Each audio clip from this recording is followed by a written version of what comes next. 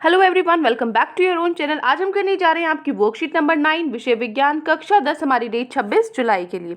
तो चलिए शुरू करते हैं। आज की वर्कशीट में हम पढ़ेंगे धातु और अधातु के बारे में। आइए अब कुछ क्रियाकलाप करने का प्रयास करते हैं, कुछ जो इम्पोर्टेंट आपकी एक्टिविटीज़ हैं। जैसे पहला है आपका निम्नलिखित तालिका पूरी करिए। आपको इस तालिका में क्या करना है, पदार्थों की दिखावट और कठोरता के बारे में बताना है। ठीक है, जैसे कुछ वस्तु या पदार्थ आपको इधर दिए गए हैं, ये आपको बताने की दिखावट दिखने में कैसे है, चमकदार है या फिर निष्प्रभाव है। ठीक है, डल है, चमकते नहीं है।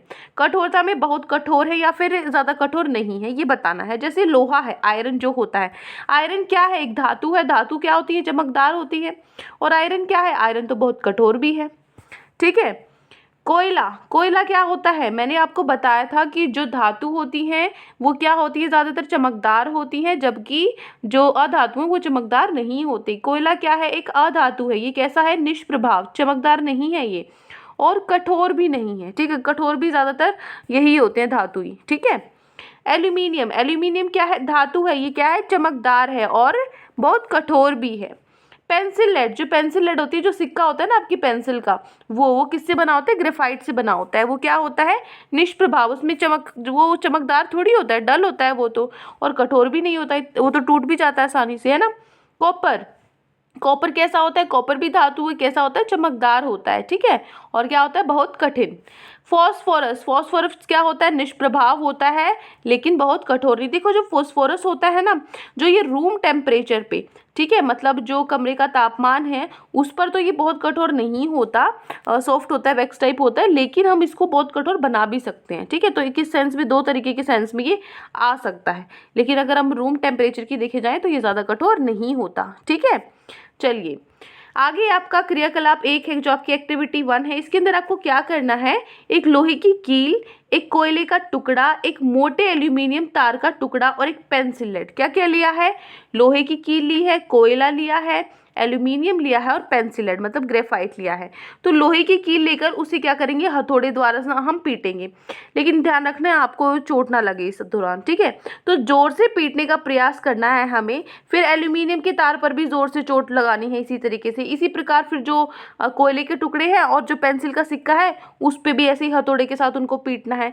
तो आपने क्या देखा, ये आपको सारणी 2 में रिकॉर्ड करना है, जो ये नीचे आपको टेबल दी हुई है। ठीक है, तो हथौड़े से लोहे की कील को पीटना।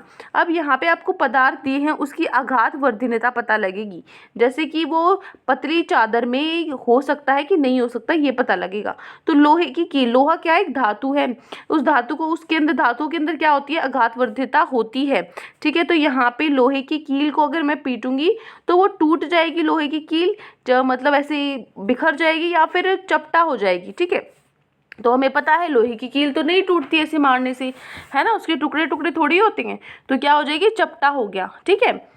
कोयले का टुकड़ा, कोयले का टुकड़ा क्या है, अधातु। अधातु तो ज्यादातर क्या होते हैं, ज्यादा इतनी उनके अंदर आघात वर्धित, उनको पतली चादर में नहीं तोड़ा जा सकता, तो क्या हो जाएंगे, कोयले के तो टुकड़े हो जाएंगे। ठीक है, टुकड़े हो गए। तीसरा है एल्यूमिनियम की तार, एल्यूमिनियम की तार भी धातु है, ये भी क्या हो जाएगी, चपटा हो जाएगी। ठीक है, और पेंसिल लेड, अब जो आपके पेंसिल का सिक्का होता है उसको आप थोड़ा सा तोड़ोगे तभी टूट जाएगा, बिखर जाएगा वो तो, है ना, तो वो क्या हो जाएगा, टुकड़े हो जाएंगे उसके भी। ठीक है, तो यही बताना था कि इनके अंदर इनकी आघात वर्धनीयता पहचानने के लिए कि चपटे होंगे या टुकड़े हो जाएंगे। तो लोहे के और एल्यूमिनियम के तो ये तो चपटे होंगे, और कोयला और पेंसिल क्या हो जाएंगे, इनके टुकड़े हो जाएंगे। ठीक है, चलिए आगे चलते हैं। अब एक एक्टिविटी तो हो गई हमारी, अब दूसरी क्रियाकलाप है, मतलब जो दूसरी एक्टिविटी है उसमें क्या है, आपको याद करिए, जब किसी वस्तु में विद्युत का प्रवाह होता है, बिजली अगर किसी वस्तु के अंदर से जा सकती है, तो यह परीक्षण करने के लिए विद्युत परिपथ कैसे बनाया जाता है।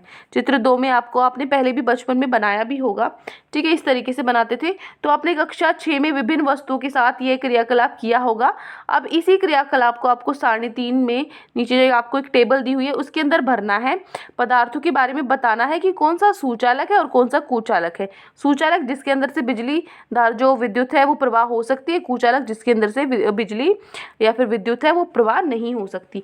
तो इस तरीके से बनाते थे पहले। अब आपको क्या करना है, देखो सारी चीज़ें वही लेनी है जो इसमें थी ना, चारों वही चीज़ें लेनी थी। चलिए अब देखते हैं, मान लीजिए लोहे का छड़ है या कील है, उसको अगर आप देखोगे तो वो कैसा निकलेगा, सुचालक या कुचालक। देखो जो धातु होते हैं वो सुचालक होते हैं और अधातु कुचालक होते हैं, लेकिन एक को छोड़ के। जो पेंसिल लेड है, जो ग्रेफाइट होता है ना, ग्रेफाइट होता तो कुचालक है, लेकिन उसके अंदर से विद्युत धारा प्रवाह हो सकती है, वो अलग था, वो एक्सेप्शन था सबसे।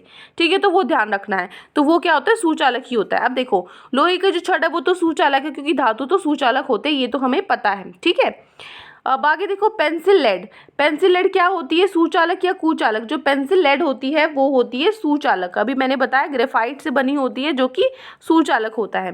कोयले का टुकड़ा, कोयले का टुकड़ा क्या होता है, अधातु होता है, जो कि क्या होते हैं, कुचालक होते हैं, जिनके अंदर से विद्युत धारा प्रवाह नहीं हो सकती।